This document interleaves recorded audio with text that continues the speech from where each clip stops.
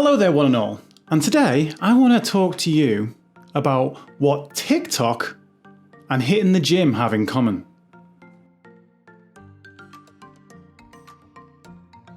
Okay, so hopefully not being a TikTok user has not kind of made you stray away from this particular video, because there's a valuable lesson to be learned within.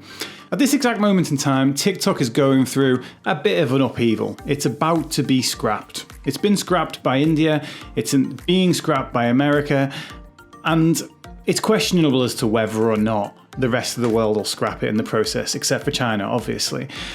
And Instagram is in the process of creating something that essentially clones it, kind of like it did with stories when Snapchat got big.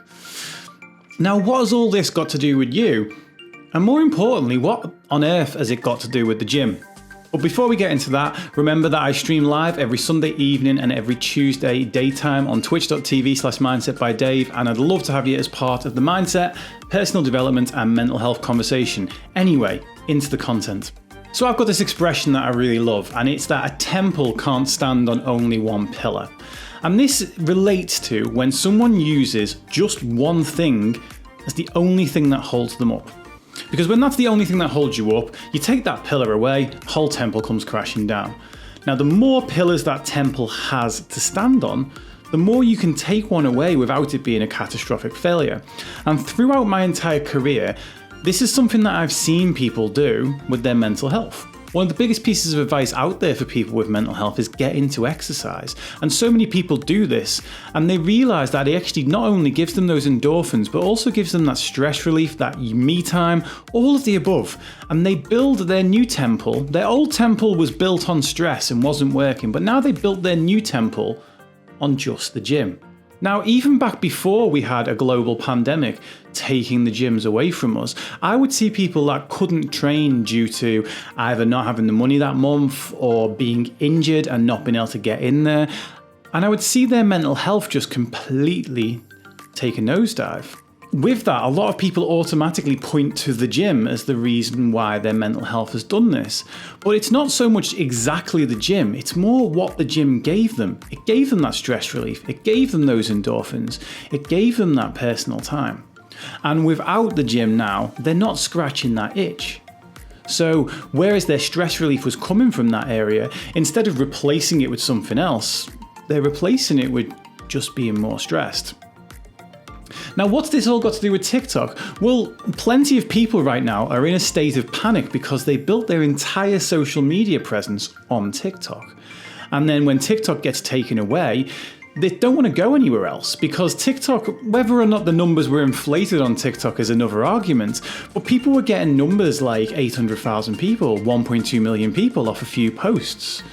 And as a result of that, going over to Instagram now, or going over to Facebook to use your social media, by comparison, you're going to feel like you're not scratching the same itch. And as for what these two things have in common, well, both of them got taken away from us by external forces. Right, in the UK right now, we still have TikTok, but your audience may have disappeared. If you're an American watching this, you've had TikTok taken away from you by the government. And as for anyone around the world that can't train in a gym right now, well, again, the pandemic has taken that ability away from you. And when we basically build our entire coping strategy or our social media strategy on one thing, it makes us vulnerable to that one thing being taken away from us. Even if we take the pandemic and the government out of this, and the gym is your one thing, what happens if you get sick? What are you doing for your mental health in that situation? Now, on the flip side to that, if you have got 7 different things that you do for your mental health, and maybe you don't go all in on any of them, but maybe you've got like going for a bath sometimes, talking to friends, using an online group to vent or to connect and reach out, watching stand-up comedy, writing, reading, painting, getting involved in a craft, playing computer games. If you've got all of those things as well, then when the gym gets taken out of the equation, you're not as vulnerable. Yeah, it'll suck. It'll suck. I know, because I had a temple built on a bunch of pillars, and when the gym got taken out this year, it sucked. But I wasn't irreconcilable. I wasn't inconsolable. I had other things that were helping me with my mental health, and yes, it took a knock, but my temple didn't come crashing down because I had other pillars there as well.